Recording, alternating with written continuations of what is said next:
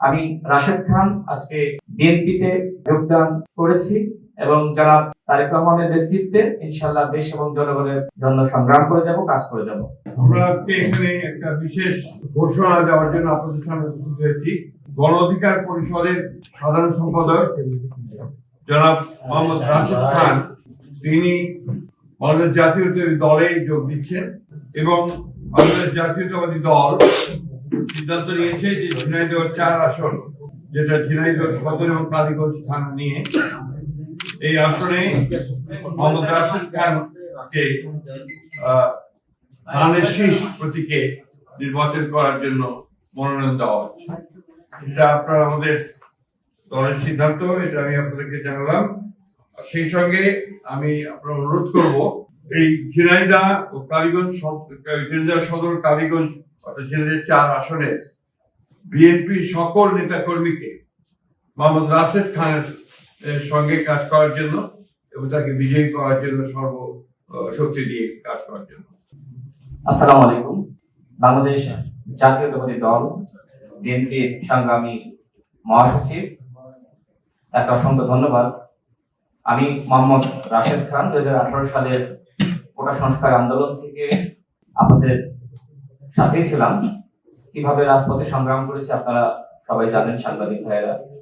বিশেষ করে জুলাই গণঅভ্যুত্থানের সময় আমার পাশে বিএনপির স্থায়ী কমিটির সদস্য জনাব সালাউদ্দিন আহমেদ এবং আমি রাশেদ খান, গণ অধিকার পরিষদের সভাপতি নুরুল হক নূর, আমরা 3 জন একসাথে এই আন্দোলন সংগ্রাম সমন্বয় করার কাজ করার সুযোগ হয়েছে এবং আমাদের সংগ্রামী মহাসচিব এই সময় তিনি গ্রেপ্তার হন। বিএনপির সংগ্রামী মহাসচিব আমাদের সালাউদ্দিন আহমেদ ভাই, তিনি ইন্ডিয়া থাকলেও এই আন্দোলনকে যেভাবে সমন্বয় করেছেন, এবং আমার ভূমিকা সম্পর্কে আসলে আমি বলতে চাই না, সালাউদ্দিন আহমেদ ভাই তিনি জানেন, তিনি বলবেন।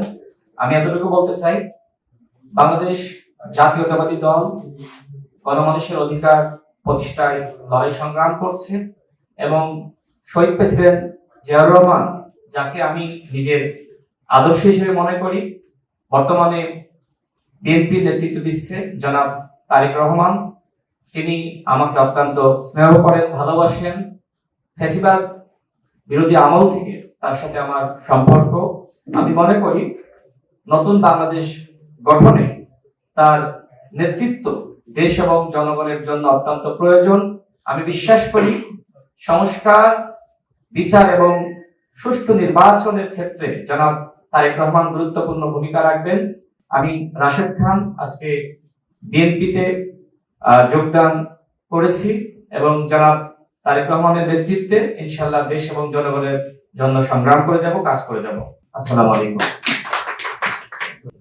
জনাব রাশেদ খান তিনি গণ অধিকার ছাত্র অধিকার পরিষদ থেকে শুরু করে গণ অধিকার পরিষদ পর্যন্ত তার যে যাত্রা এবং বিশ্ববিদ্যালয় কেন্দ্রিক যে ছাত্র আন্দোলন গড়ে উঠেছে, তার যে সাহসী ভূমিকা, তাতে দেশের ছাত্র সমাজের দাবি মানতে তৎকালীন স্বৈরাচারী সরকার বাধ্য হয়েছিল।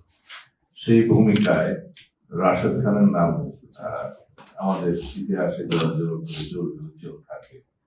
গণ অধিকার পরিষদের সভাপতি নুরুল হক নূর এবং রাশেদ খান বিগত 24 ছাত্র গণ অভ্যুত্থানে যে সাহসী ভূমিকা রেখেছে তা আমি জানি, তার মুখেও শুনেছেন, এবং তারা জীবন বাজি রেখে অনেক পদক্ষেপ নিয়েছিল ফ্যাসিবাদ বিরোধী গণতান্ত্রিক আন্দোলন ফ্যাসিবাদকে হটানোর জন্য। সেই অবদান ইতিহাসে লিপিবদ্ধ থাকবে।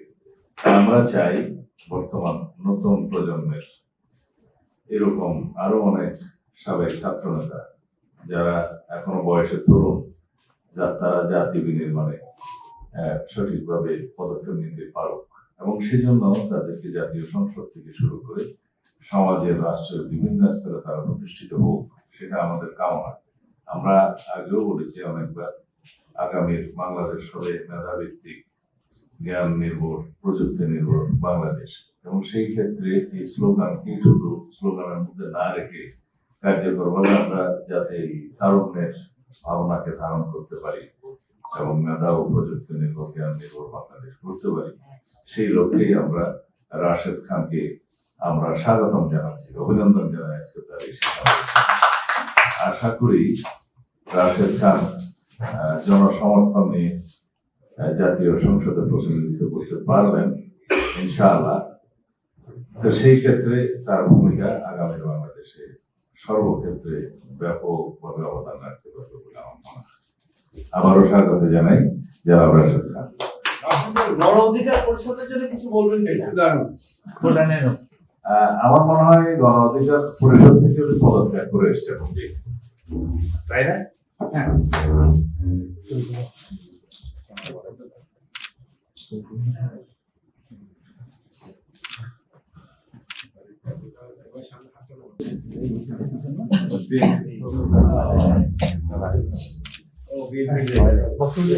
Stella featuring next level.